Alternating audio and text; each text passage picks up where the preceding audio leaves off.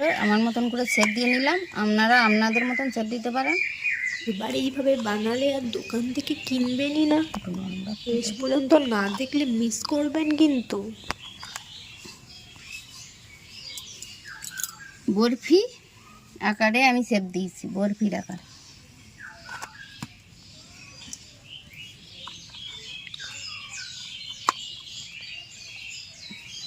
নমস্কার বন্ধুরা, শাশুড়ি বৌমা রান্নাঘরে আপনাদের সবাইকে স্বাগত। আমরা আজকে করছি সুজির বরফি। দোকান থেকে তো আপনারা বরফি কিনে খান, বাড়ি এত সহজ পদ্ধতিতে করা যায় জানলে আপনারাও করে খাবেন। দেখতে থাকুন আমাদের সুজির বরফি। কড়াই উনুনে বসিয়ে দিলাম,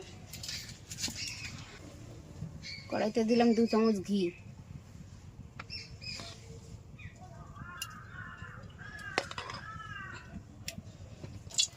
তারপর 2 চামচ ছোলার ছাতু,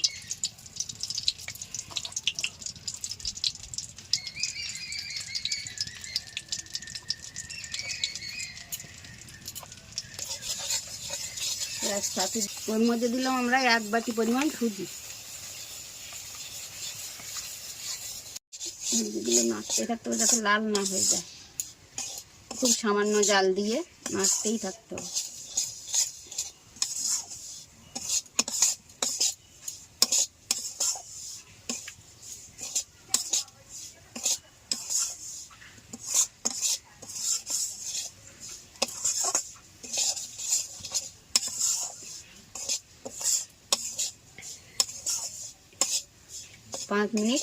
পাঁচ সাত মিনিট এভাবে নাড়তেই থাকতে হবে সুজিগুলো।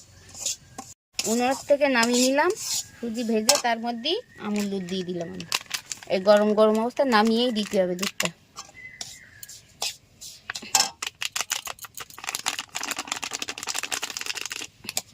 থালায় ঢেলে রাখলাম।